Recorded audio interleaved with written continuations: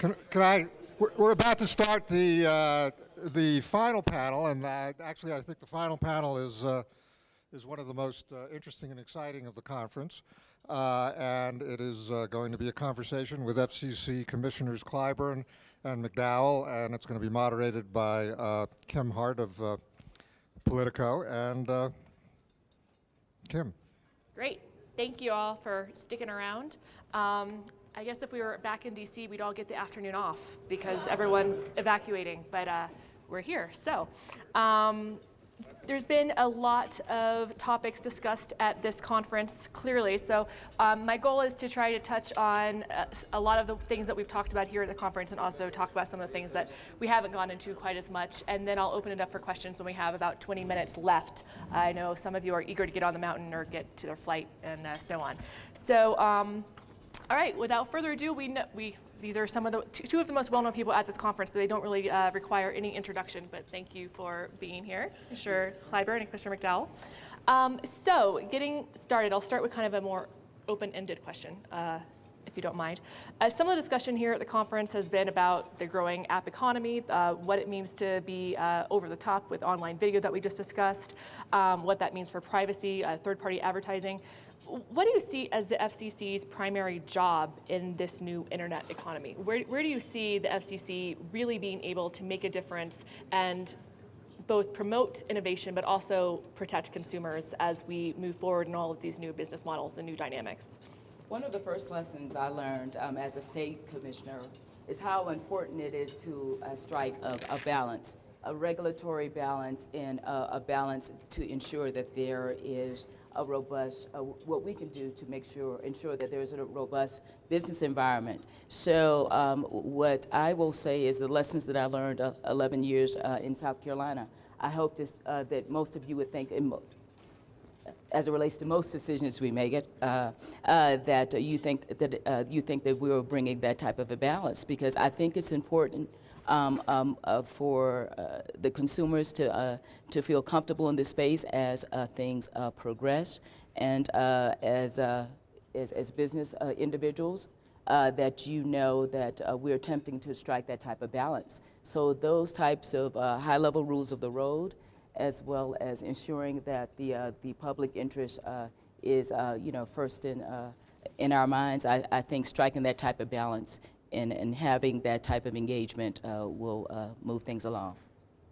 So first of all, thank you for having us, and thank you to TPI for arranging for such gorgeous weather. And you and I are going to have to say some outrageous things to keep people's attention, I think. Just outrageous. Because they're busy either learning about the earthquake back east or looking at the mountain.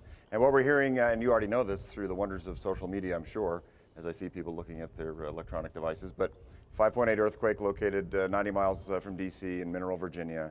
I think there's more concern than there is actual damage, but apparently the architect of the Capitol has evacuated the Capitol, and they have a perimeter around it because they're concerned about the structural integrity of the Capitol, and as well as a lot of daycare facilities have been evacuated. And Christine Kurth in my office just emailed me just 30 seconds ago saying that her daycare, which is up in Capitol Hill, they've evacuated all the little kids into a park. So there are hundreds of children in like a park off of Capitol Hill. I'm sure there's an app for that. There's an app for that. Yeah, I don't know what it is, but something. Anyway, so there seems to be some confusion, and at the FCC, the chairman has given everyone the day off if they feel like they need to take it. My team is in the office, by the way, taking meetings, so feel free to call them right now if you'd like. So I want to make sure you get your tax dollars worth out of the McDowell office. So we're there. Anyway, so to answer your question finally, what was it again? No, I'm teasing. The do no harm, I think, should be the number one rule the FCC should live by. We can't possibly anticipate the changes that are happening.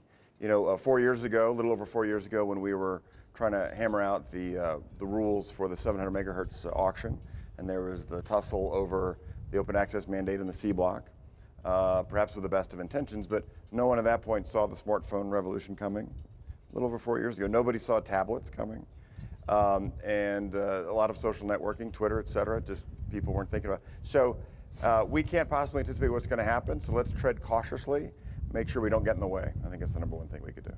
Okay, and on that point, going back to something that we heard just on one of this morning's panel, when talking about online video and their peering agreements, and how to make, those are mostly private agreements, how to make sure that the FCC is still allowing those private agreements to happen and to do what's best for the networks and the personal the own consumers of the companies, but also to make sure that there is robust competition in that sphere at every layer of the interconnection system. How do you think that, is it something that FCC needs to be doing right now? Is that something that you think the FCC should be looking at more closely in terms of making sure that there is the most efficient competition going on in that space? Personally and professionally, I'm not a micromanager by nature. So when you talk about those arrangements between businesses, is if things are going well, then I say groovy. Okay, I'm reaching back to my 70s roots. I'm a child of such.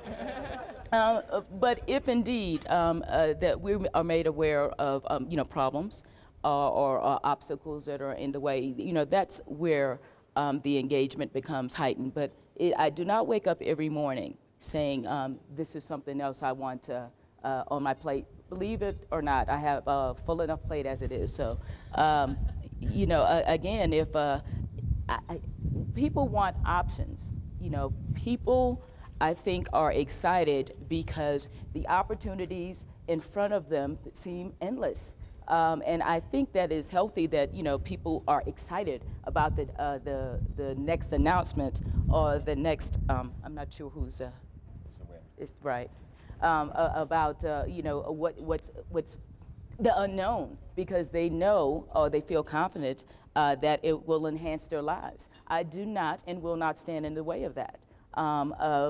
But if individuals or if companies say that the market is not working in a way in which they anticipated, then that's when we have heightened engagement. My plate is full too, and I see Joe Waz sitting in my chair eating my plate. Actually, Joe, you're eating my lunch, quite literally.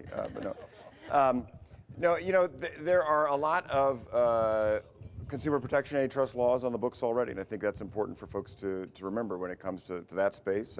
These are products, and they are distributed, and a lot of the potential harms that can be thought of or may actually happen can be addressed through laws that are already on the books. Certainly, FCC can continue to monitor that, and there have been some proceedings that maybe I've dissented in once or twice. But because based on our statutory authority, I wonder how far we actually can go there. But certainly we want to make sure that consumers have robust choice in the video marketplace, and they do. They have today, they have more choice in the video marketplace than any other time in human history. And we want to make sure that continues to happen. But let's be very wary of ex-ante regulation that actually might impose more costs and drive up prices to consumers and maybe drive down choice. And since we're on the topic of competition, another thing that was brought up in one of the earlier panels, I think it may have been Rick who said it, but that when dealing with antitrust and competition, and especially when reviewing mergers, such as two of the big ones that we have before us today, the FCC, some would argue, hasn't done a particularly good job of going back and making sure that some of the conditions that have been put on mergers to try to protect the public interest are being followed through and being adhered to. Do you think that there's more the FCC should be doing on that front and going forward? No, I'll let the senior person, well, maybe not by age, but I think I'm a little older, but anyway. So, well, first of all, I'm not going to comment on any mergers that are before us right now specifically. I've had concern that maybe the FCC has gone too far with applying merger conditions that are not specific to the merger itself. So the standard, I think, should be, is there a harm to consumers that arises out of the proposed merger? And if so, what is the best cure to that harm that's narrowly tailored? And after that, is there a point in time in which that cure can expire under different circumstances? So, our standard, one can argue, is redundant to the antitrust review. And we have an amorphous public interest standard. And some view that as meaning we can do whatever we want, even if it's not directly related to the merger. We can extract concessions from companies that might be might exhibit good corporate citizenship in one regard, but really have nothing to do with the merger. And others, myself probably included, would say exactly what I just said a minute ago, which is what is the actual harm that coming about as a result of that merger. So I think it would be healthy. I mean, Congress is examining our merger review authority right now. I think that's healthy. It gets reviewed every few years and doesn't really change. But so we're sort of stuck where we are. And this is not a partisan issue. There have been Republican and Democrat commissions that have, I think, put too many conditions on certain mergers. I think and know that each transaction is unique. And with that, a certain, the level of engagement or the level of conditions or not will, of course, be unique also. I think part of the challenge and opportunity we have at the FCC is to ensure that whatever we put in place by way of rules or conditions or what have you are realistic in terms of our ability to follow through. And I can say that this commissioner, especially with, I've been in the federal game a little over 2 years and I think 2 weeks, and the decisions that I've had engagement with, for better or for worse, in terms of how you may perceive it, I intend to follow up on the particulars and the conditions that mean the most to me. And I look forward, and I guarantee you'll look forward to the engagement, or not. Well, and Commissioner Clyburn raises a very good point, too, which is if we are going to have merger conditions, then they should be enforced. So enforcement should be a big part of what we do. Okay. And moving to things that are on the Hill's plate right now, Commissioner McDowell, you just mentioned that you think that there is a lot that can be addressed by existing statute, existing law. Do you think that the Telecom Act needs to be rewritten and revised? So first of all, many of you have heard me say this many times before. I don't tell Congress what to do. Congress tells me what to do. Neil, you listening? Okay, good. So just want to make sure he's tweeting. He's transcribing what I'm saying. Back to the chairman. No, I'm teasing. But but yes, I mean, I testified in May about this and subsequently that as applications and networks and conduits all start to converge, I think we really need to re-examine at a minimum the stovepipey nature of the statute, which really is a vestige from 1934, vacuum tube analog America. And so I think we do need to look more at sort of applying competition law rather than if you're providing service A over one type of technology and your competitor's providing the same service from the consumer's perspective, service A over another type of technology, their business plans have to be completely different based upon the legacy of their networks. So I think Congress should re-examine that, and I don't think that needs to be a partisan issue at all. I think you can have robust consumer protection, and you can address market failure, and we can have innovation and investment that will actually thrive better in such an environment than what we have today. When I first got into this space, one of the first things that I heard from a couple of you in this, I like to say room, but in this, whatever we classify this, I guess courtyard, right, is that you were a bit frustrated with entities that I feel strongly about, meaning commissions, because of what we commonly refer to as regulatory lag. And sometimes that's legislative lag. So one of the challenges and opportunities, because I like to say both, the more gray hair I get, the more positive I get about a whole host of things. And I think that's healthy. But in terms of trying to achieve that balance, I think what's important for us going forward is to recognize what the barriers that we face here as it relates to being nimble. Let me rephrase and say, we need to ensure that the rules that we set forth are nimble enough, flexible enough, that when we have these changes that none of us could predict, that we've got the dexterity to react. And so I will say it's easy for me to say that probably, we're talking quite a few years. It doesn't, at the time it seemed like then and now it's now. And so I think we need to look at that act and probably rewrite. But again, when we rewrite and when we look at things, we need to be forward-thinking and, again, is as high level as we can be in terms of rulemaking, so we can react to this market. You're always going to have regulatory lag. You're always going to have legislative lag. But whatever we can do to minimize that is a challenge, but an opportunity that I think we have and should take advantage of. Okay.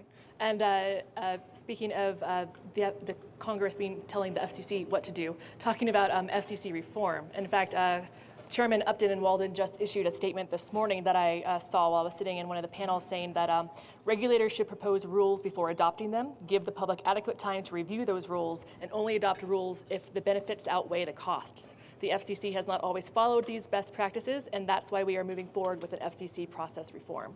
Do you think that that's needed? Well, one of the things that I'm sorry, I don't have my cue. You can tell I'm not a star. So one of the things that I think the FCC should be proud of that I don't think it gets enough attention, over the past couple of years, 83% of the rules in which we put forth contain the language of the proposed rules. So that is up from a 38%. I usually don't compare, but that's up from 38%. So in terms of, I think the FCC is doing a better job at saying this is the language in which we propose, and that is reflected in the rules. So we heard all of you in terms of the concerns that you had in that regard, and we are reacting, and I think our record will reflect that. So yeah, I've been saying for a number of years, long before Chairman Janikowski was sworn in, that notices of proposed rulemaking should actually have proposed rules, and he deserves credit for having increased that percentage, whatever it is, and going forward. But I also welcome and agree with the comments from the House Commerce Committee that we need to press on and make it maybe harder for future commissions to have that number fall back. And that really should be the norm and not something you have to clean up after some other chairmanship to get done. Okay. And probably the biggest thing that folks on Capitol Hill are tackling right now is the spectrum question and how to move forward with incentive auctions. One of the things that I'm curious about is your thoughts of the talk of there are arguments that unlicensed spectrum should be licensed to a larger degree to make sure that there's not only more revenue, but also that it's being used in the most efficient manner.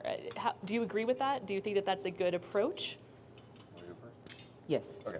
So if I could talk about white spaces Sure. mixed up in that. So again, Congress tells me what to do. I don't tell Congress what to do. But starting with Chairman Michael Powell, who's sitting right there, the FCC undertook, mid-bite, mouth open, undertook a tremendous effort to enable unlicensed use of the television, so-called white spaces. That was continued under Chairman Martin in unanimous bipartisan ways each time, and continued again under Chairman Janikowski. I think that has not been a partisan issue at all. You've had from the range of Senator John Sununu, Senator George Allen, big proponents of this, all the way to Anna Eshoo and Ed Markey as well, and folks in between all agreeing this was something that would be good for the economy, it'd be good for consumers. It would spur the proliferation of new technologies we can't even imagine. It would resolve a lot of competitive issues that folks are concerned about. For those who are concerned about net neutrality, I think it gives sort of an escape valve for that as well. And in the course of the spectrum reallocation process and debate on Capitol Hill, it may end up that some of those there might be an attempt to auction off the white spaces. I think that's going to be logistically difficult, and I'm just giving my opinion here. Not impossible necessarily, but where you need those the most, where it's the most difficult, is in urban and suburban areas. So the power levels are going to have to be so low for those licenses, I'm not sure they're going to yield a whole lot, plus the logistical aspect of how do you get the license out for a footprint that is irregular in shape in many cases. So in rural areas and less densely populated areas, I've long been an advocate for licensing, especially for wireless backhaul, as a workaround for the special access issue. So I think there's a possibility there. One area, though, where I do have a concern, I think there's an idea out there for a nationwide dedicated channel of white spaces. I think that will also have unintended consequences. International issues with Canada and Mexico, as well as a lot of disruption within the broadcasting industry as well. Probably easier said than done. I'm not sure that's been thought all the way through. So in any case, it would be a shame, I think, to see all that great bipartisan work over the years to evaporate, but perhaps there's a workable middle ground there. I'm not quite sure. Okay. I'm still evolving in this space, but what gives me a little cause for pause is I look at the incredible innovation here. I look at, cordless phones and Wi-Fi and, all of and Bluetooth and all of the incredible innovations that have taken place in this particular sphere. And I wonder what would happen if there are significant changes. And when you talk about, rural or less dense areas, the possibilities of having more affordable options and competition in areas where the quote-unquote business case is not being made.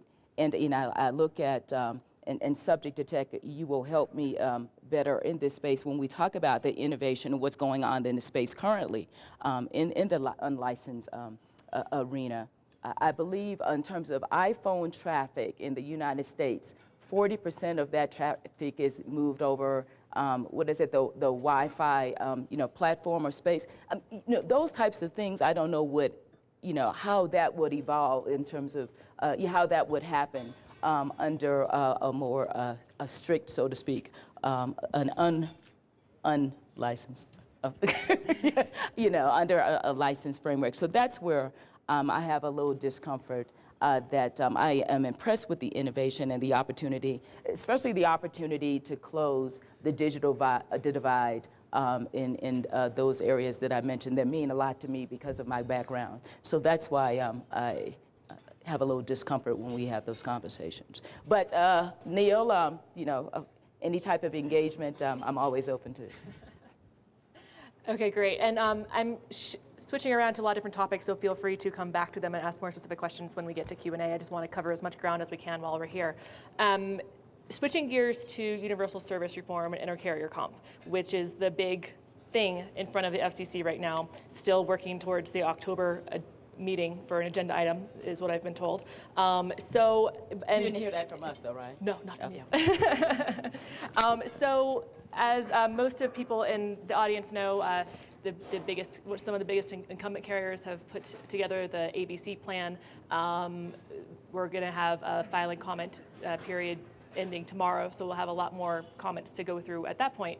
But where do you see as some of the main fault lines here? And there has been the idea that, or the argument anyway, that the plan put forward really does favor the wireline providers rather than wireless providers, even though the argument has been made here that mobile is really the future of our communication system, especially when reaching some of these hard to reach places. Just so you can answer all of them whenever as we come to you. In applying intercarrier compensation rules to VoIP providers and web-enabled telephone services, is that akin to regulation of a net service in some way? I mean, are we opening up another can of worms here? And feel free to take that in any order you like. That's a lot right there. Yeah, so first of all, we don't know for a fact it'll be on the October agenda. If we're going to do it, I hope it's sooner rather than later. And just to reiterate what I've said before, in 2008, there were 4 of us, 2 Republicans, 2 Democrats, who came very close to, we did agree on many of the thornier issues, not everything, but many of the thornier issues on intercarrier comp and universal service, but it didn't happen. So I think there's a great deal of potential. I'm very optimistic we can all come to agreement on some fundamental aspects of reform, which of course is badly needed. So I sense that it's an iterative process still. Nothing has been decided. We haven't received, at least my office hasn't received any paper, any drafts of a potential order. I think we put out, the commission put out, the Bureau put out the public notice on that one proposal that did attract greater support than almost any other proposal in recent history anyway. So I think that sends a strong signal. It's kind of funny, I think you all know at this point, the last week I was in Wyoming, off the grid, which was wonderful. So it gets you to rethink universal service a little bit. Do you really want wireless connectivity everywhere? But I said that in jest, okay. But I got to say the rurals are very good. In the local weekly paper of Dubois, Wyoming, it's spelled Dubois, but they pronounce it Dubois in Wyoming, was a letter to the editor in detail about universal service reform. And this is distributed to ranchers or whoever, and it's a town of 900 people. So they knew I was there, I guess. And I read it. That's the funny thing, is someone handed it to me, so I think you want to read it. Anyway, so it's an iterative process. I think there's a lot of room to make it as comprehensive as possible, as win-win as possible, but that's certainly not my goal. It's not going to be, my goal is not to make everyone happy, because with this issue you just simply can't. In fact, if everyone is a little bit unhappy, perhaps that's the sign of a good compromise. My overarching concern with universal service right now is it certainly should be repurposed for 21st century technologies, number one. But number two is I want to make sure we're not just exploding the size of the fund. We really, as a government, need to be fiscally responsible. It's an over $8 billion a year fund. That's a lot of money. That's more than Major League Baseball and the NBA combined. I knew he was going to bring sports into this somehow. I didn't say NCAA basketball. Whatever. I'm sure it's coming. Okay. Thanks for that segue, by the way. No. I mean, so let's keep that in mind. It's one of the largest programs of its kind administered by the federal government. We're all getting wind and background noise. So I want to make sure that as technology continues to evolve, it should become more efficient. An economist will tell you that it should cost less to deliver more, right? And so in theory, anyway, you would think the size of the fund would stabilize or maybe even shrink over time if you can deliver the same services or even better services over more efficient networks, right? So why would the fund continue to grow? These are all questions I want answered when I finally do see drafts. And I want to make sure that we're not just going to, 5 years from now, look back and be talking about a $12 billion fund, and really wish we'd put in some mechanism to slow that growth down, or even, I hate to use the word cap because I know that gets everyone upset, but to at least be fiscally responsible about it. Okay. Things have come a long way. I remain optimistic. I'm tired, but I remain optimistic. You've been only working on this for 2 years. I know. I can't imagine. Well, I'm anticipating being more tired. Is that what it is? So any of you, if you have any suggestions for good vitamins, I promise you I will need them over the next 90 days or so. So please, any suggestions, please. What chairing the joint board will do to you. So. Right. So that's how I got half of the gray hair. The other half sitting near him. But it's contagious. It's very contagious. But again, as you mentioned, the deadline is approaching in terms of those who are, and I know there is at least one person working hard to submit their plan as we speak. And I won't I won't prejudge any of the plans, but what I am optimistic about is everyone senses the urgency, and everyone senses that the FCC is committed to moving in the direction in which we promised for a number of years, and I think that's a positive. We've got the challenges that wherever Scott, there he is. I'm carrying it with me. It's my telecom Bible with the, Bible small b, right now, because you aptly laid out all of the challenges that we have before us. And what I'm also positive about when you talk about that ABC plan is that stakeholders have attempted to come to some consensus. I'm not going to take a position on that, but I'm just saying that is a step in the right direction that I think I would not feel comfortable not acknowledging from this stand. But at the end of the day, I am from an area where potentially a lot of providers will be impacted by whatever reform what about the reform that we have coming forth. I committed to them not to endorse any flash cuts, but I also committed to them that we will have some changes that will be significant and that will impact them. Those are the current realities. You mentioned being fiscally prudent. I am definitely for that. I won't mention the C word that you put forth, but I am committed to, as much as I can, working within the current framework. No one is endorsing growing the fund for growing the fund sake.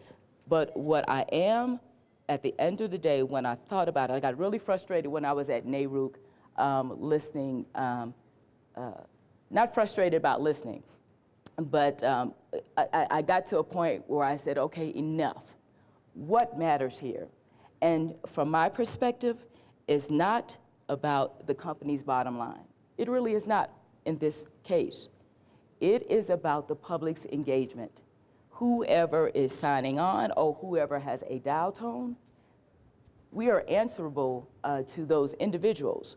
So whatever decision or whatever vote that I make, it will be with those consumers in mind. Whatever the best engagement, whatever the best decision for them, not for a trade association, not for a company. I'm not trying to start a fight here, but for those individuals who are reliant on fixed and mobile engagement. They have expectations that when they're traveling around, even if you didn't want service, but when they're going down that road in Wyoming, or when they sign on, they have certain expectations, and they want parity. They want reliable mobile service, and they want reliable fixed service. So if you want to know exactly what decision I'm going to make, it will be with those persons in mind, and to ensure that they have a viable means to have the engagement in which they expect and deserve.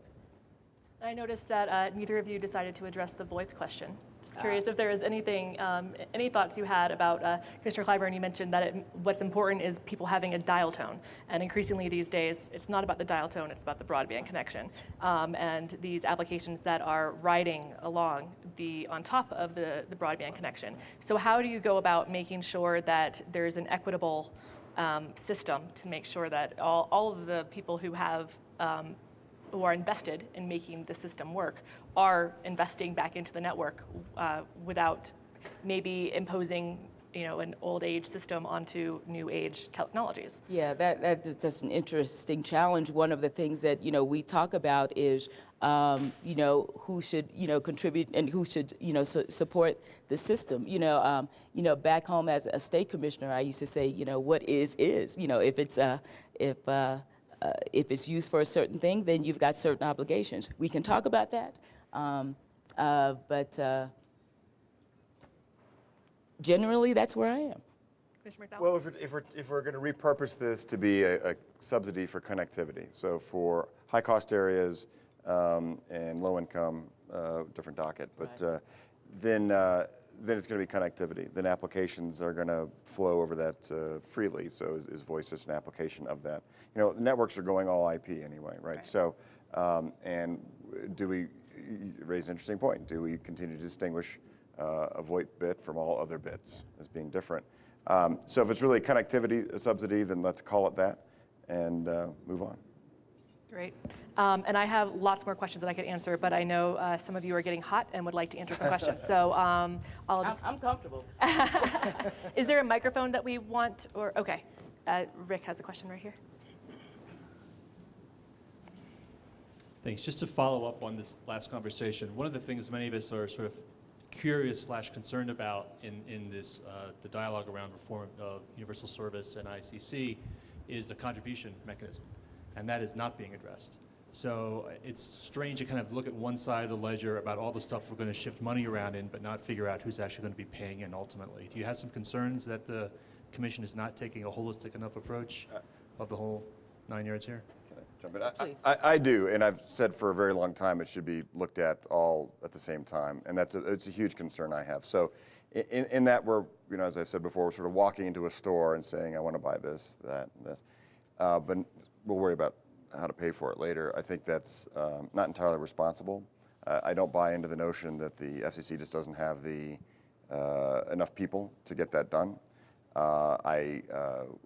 In our joint blog post here a couple weeks ago, we did all agree that we needed to get on with that quickly so that we're not just punting it to the next chairmanship, next administration.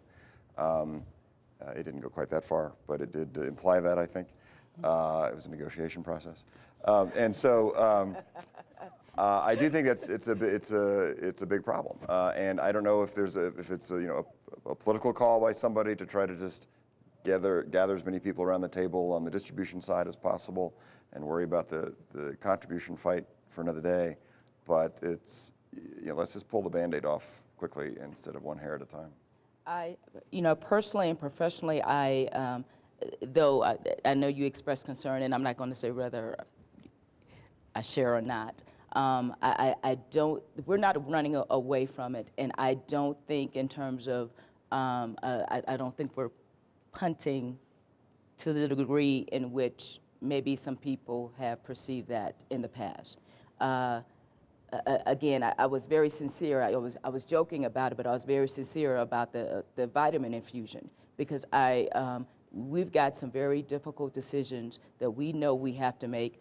When I talk about reform, I group it. I say, USF and ICC reform, and I believe when I have my engagement, when I have engagements with persons on staff, they verbally group that. So I really think, though maybe not expressly. I'm bringing you along here, though. Yeah, I can feel well, you didn't have to coax me. Okay. I was, again, even as a, one thing about, being on the State Commission for 11 years, I wasn't disconnected from these, series of engagements. I know that there are significant issues, and, my state commissioners will not let me forget that these are significant issues. So I'm being, what was that thing? And I don't know, it was Dr. Seuss that push me, pull you, whatever that animal, So I am definitely motivated. And the FCC is motivated, and just because it wasn't teed up right now, I don't think you should worry about it being punted. So, Ray, I assume that you're okay with all application providers chipping into universal service, right? Just kidding. Mike was very quick there. That was another joke for the transcript. Okay. So, sorry, just calling it. So just a quick segue to what Rick said, and I think something the two commissioners said. I just want to put a fine point on about fiscal restraint. Okay. And Commissioner Clyburn pointed out the importance of staying focused on the consumer and the user, but we need to remember the contribution does come from the consumer ultimately. Absolutely. The failure of the commission to be sensitive to the growth of the program, or to treat the contribution issue as if it's a company interfight squabble, misperceives the fact that at the end of the day, it's my telephone bill or my broadband bill in which those charges are passed on. And so, the chairman noted that an important principle was fiscal restraint, and I really hope the commission sincerely commits to it. And I would also note it's not that radical. In schools and libraries program, we have a cap. I guess we're not allowed to say the C word, but we use it there. In the disability video description world, the commission sets limits on the rates that can be charged in other ways. So the notion of fiscal restraint against fraud and abuse, these are federal funds under the law. So that's my comment disguising as a question. My question is to change subject about spectrum. I think one of the most underappreciated things about this dispute is that the government may be on the verge of, for the first time in close to a century, declaring that broadcasting is not the highest and best use of the airwaves. And an extraordinary amount of telecom policy is rooted under the notion of the specialness of broadcasting. Indecency, must carry, retransmission consent, children's television laws. Half the things that get going in communication policy are rooted under the idea of the public interest standard manifested by scarcity with broadcasters. And now the government will step forward and say, by the way, we think there are higher and better uses for this. And I wonder if any of you have thought about the long-term ramifications for telecom policy when the highest and best use of the scarce asset is no longer broadcasting and how that affects the other rules. It's interesting you should phrase that in that way. When I first came in this space, that was one of the things, and still is one of the things that, I'm juggling. I see the numbers, I see the demand, I see how things are trending, and you cannot ignore that mobile engagement. You cannot ignore the way in which, especially our younger folk, the way in which they're consuming in this space. And so while I might not go much further than that, I recognize, and we all recognize, that we have a duty and obligation to not ignore the trends in this space, and that's going to drive a continual engagement. So excellent point, and issue for Congress. I'm not just punting by saying that, but it is an important issue for Congress. Long term, I understand exactly what you're saying. One of the public policy aspects of broadcasting is local programming, news and weather information. And every time there's a tornado or a hurricane, people are turning into local broadcasters to find out if they have to dive into their basement. So how do we replace that business model would be a question I think Congress should be asking. At the same time, though, sort of the flip side, in between all the lines, there's the whole issue of spectral efficiency. And Marty Cooper, who I know most of this crowd knows, is very bullish, and has been throughout his entire career, regarding what will happen with spectral efficiency. That spectrum crunches actually drive innovation. And so, 5-10 years from now, there will be technologies emerging that are now in someone's garage, or maybe just in their head, that provide incredible boosts in spectral efficiency. So we'll software-defined radio, cognitive radio, smart antenna technology, all the above, and things that we don't even know about yet. Will that start to moot the debate anyway? I don't know, is the answer, but I do tend to be optimistic in general. And as Congress wrestles with it, it's a political decision for Congress. There's a symbiotic relationship between broadcasters and Congress, especially every 2 years. It's the main way to get out I don't mean that in a dark, cynical way. That's just a fact. It's the main way to get your message out. So just as a bare bones political calculation, no, I don't think the broadcast spectrum, the TV broadcast spectrum, is all going to be auctioned off. Probably not for the rest of my career. But these are important issues. There's a large amount of spectrum there, and how can it best be used? And does spectral efficiency allow there to be the continuation of broadcasting? And what can broadcasters do to embrace those improvements in technology to preserve their business model? So I really think there's a win-win solution there. Other questions? Harold?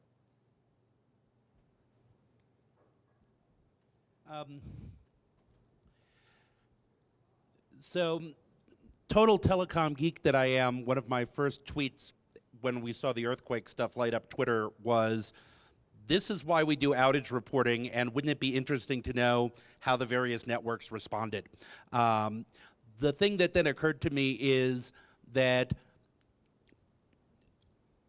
I can't, as soon as I say we ought to have some kind of, the FCC do some kind of report, I imagine that Link and a couple of other people are thinking, but our networks did good. Why do you want to punish us by, looking for something wrong? My concern is that the politicization of FCC reporting processes, which I don't want to blame on anyone in particular, but let's just acknowledge it goes on, gets in the way of our actually trying to find out how things like how did our cellular networks and our social media and all these other things respond in an actual emergency. Do you guys have the sense that, one, is that really the case for most of the FCC's reports, or is it really just a very small number that have become more politicized? And two, if we do have a problem of the FCC not being able to gather information about something as critical as how did our networks respond in an actual event, and what do we learn from it, what do we do to solve that so that we can have accurate information? Can I jump in on that? Yeah. So excellent point, Harold. Thank you for raising it. And just as background, when it comes to forbearance petitions, the last time I checked, I think I voted on 22 of them. I voted to grant 11 and to deny 11. Can't get more balanced than that. But there might have been some regular reports that I voted to get rid of because carriers would file reports in the hopes that every 10 or 15 years someone might find them interesting. What we can do in a situation like this, and actually one of the reasons I was late to the lunch is I was just talking to my team about just this because I was having trouble actually getting through from my wireless device to a wireless device of my staffers in DC. And why is that? We'll be looking into that, of course.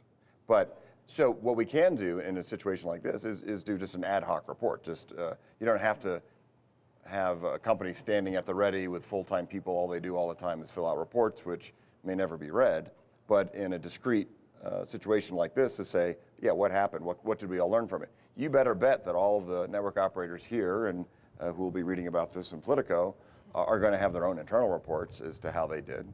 And so could they share that with us and with everyone else so we can, for COOP purposes, continuity of operations for government, national security purposes and all the rest, we need to know what happened. It was only a 5.8 quake. That's a vigorous quake, but that's not a deadly quake. And DC was 90 miles from the epicenter. This is just, we're using this as an example, right? And so how did we do? What went wrong? And I was up there on the phone trying to play with all the toys they've given us and all the phone numbers secret phone numbers that I have in my wallet. He did better than I did. So, well, I reported on your behalf that we were here together. You had 40% of the FCC safe and sound in Aspen, right? So 1R, 1D, we can do it all right from here, right? Okay. Right. Awesome, you got that? All right.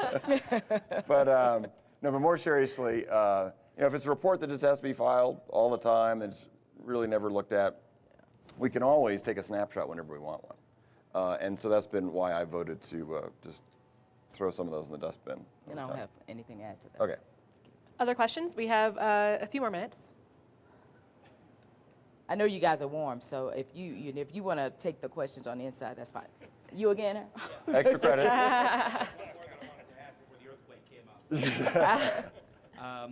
The other question I wanted to ask is, folks are aware that BART took some action with regard to, although it's not clear what sort of action they took with regard to cell phone operation that was in the BART, without commenting on the actual BART incident, which I understand the FCC has said it's investigating.